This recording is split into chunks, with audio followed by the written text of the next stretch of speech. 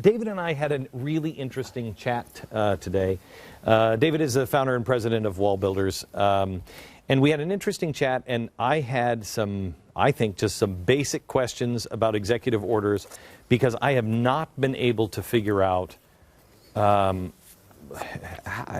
how they have not been used by almost every president, and we've become a dictator, why they're even there, what was their thinking on this? Their thinking on it is really a presidential tool to fulfill two clauses of the Constitution. There's two parts of the Constitution we point to for executive orders. So let me take you to those two parts first.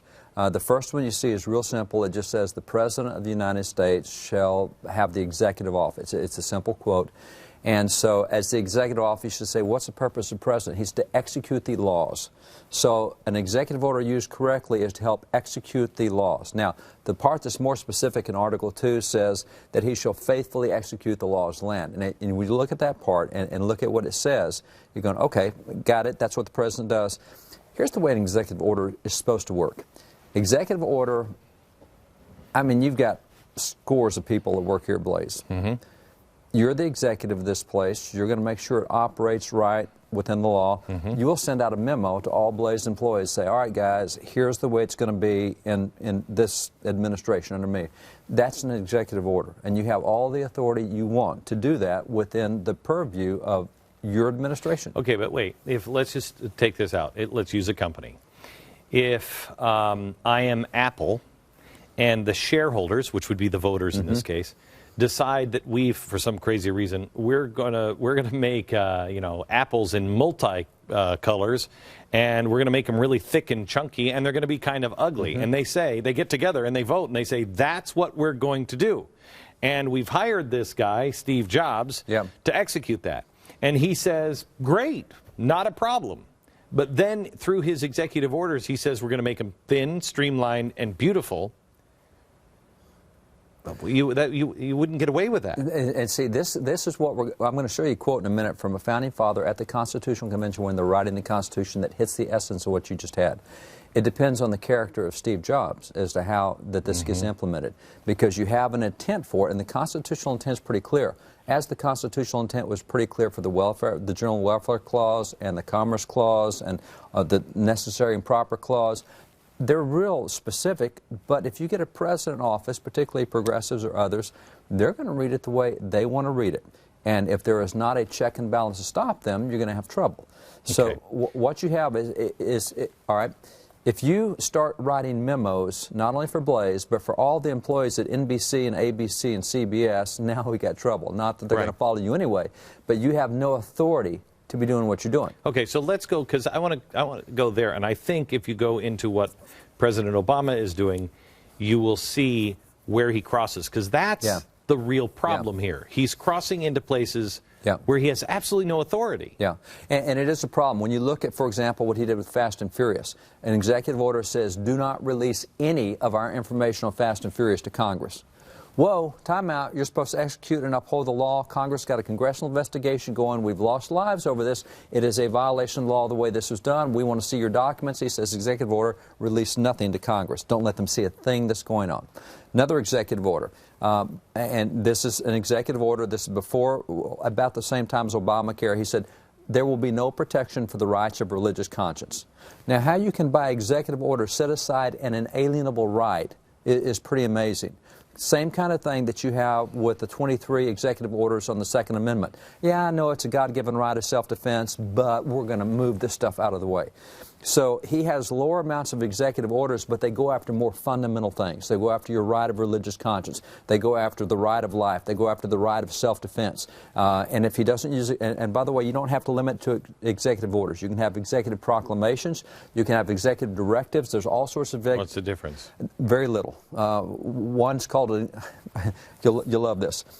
The 23... I have a feeling I won't. The 23... Let's see if I can find... Okay. His 23 executive orders on the Second Amendment? Okay. Executive Order number 9 says, I'm going to issue a presidential memorandum to require... Wait a minute. You gave yourself an executive order to issue an executive memorandum. Oh, it's another form of executive order.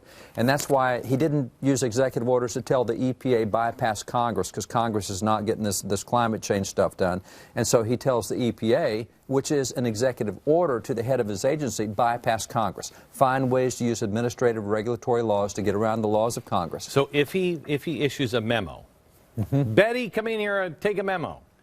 That is really not the same unless he says, Betty, come on in here. I'm going to write an executive order that I'm going to send a memo. That's it. Right? That's and then it follows that they have to do it. Yeah, they have to do it. It's written. It's part of the record. The problem with this is once it makes the Federal Register, and this is one of the things the Founding Fathers would spin in their graves over.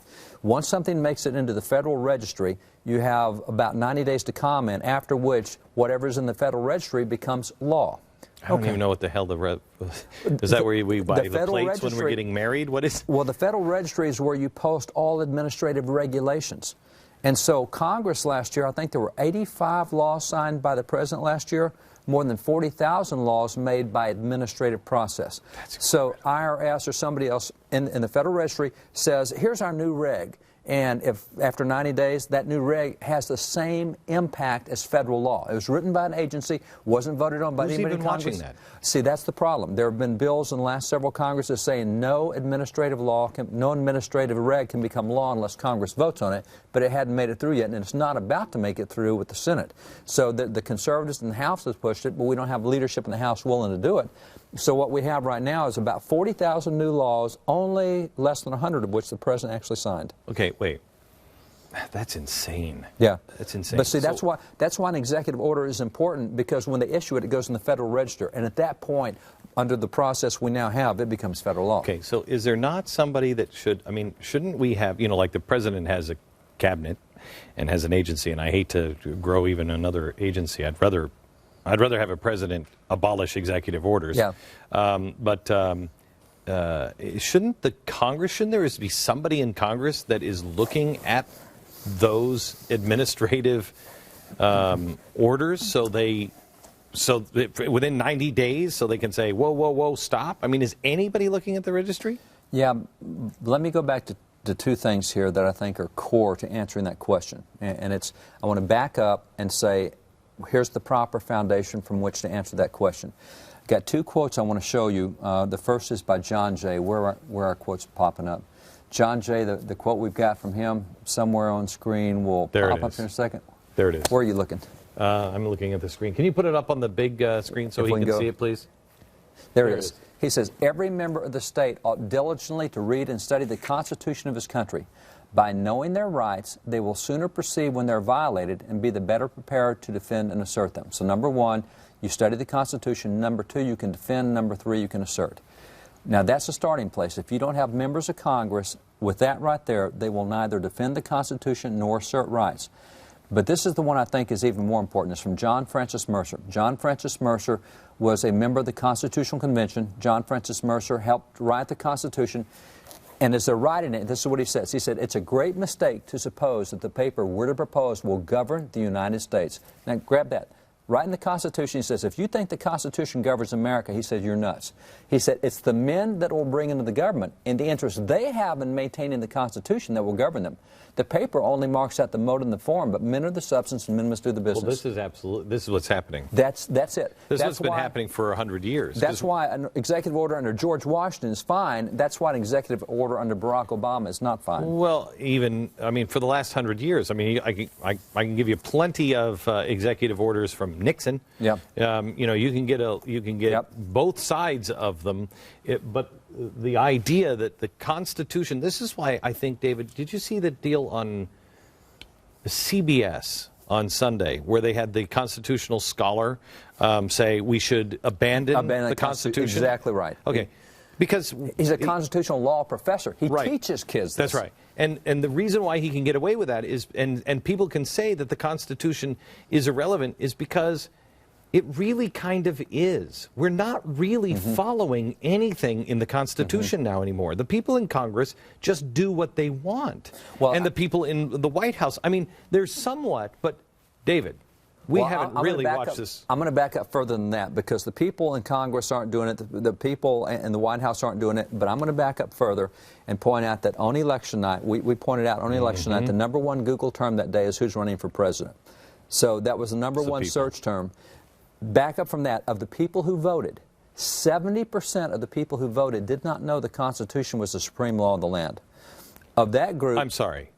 Of the people who voted, of the people who took the time to vote, 70% did not know the Constitution was the supreme law of the land. Now, I'm going to go a step further. 62% of voters could not name the 3 branches of government, and 65% of voters did not know the purpose of the judicial branch. Now, they're the people who voted our leaders in the office. So if we don't do that John Jay thing of study the Constitution, defend and assert it, we'll never get leaders who reflect any of that because it comes back to us. I don't know about you, but I'm like extraordinarily depressed. I hear this from David and I'm like, we don't have a chance. We don't have a chance. That's extraordinary. See, he can violate it all day long, and nobody recognizes it as a violation because, #1, we don't teach it in schools. #2, what we do teach in schools is our law prof saying, kids, get away from the Constitution. All right, I want to go to history. When we come back, I want to go to history. I want you to tell the story about what George Washington did. Yeah. His the first executive order is fantastic. And show me the difference between, like George Bush, he did more. Show me the difference between the two and historically the arc of executive orders. Back in just a minute.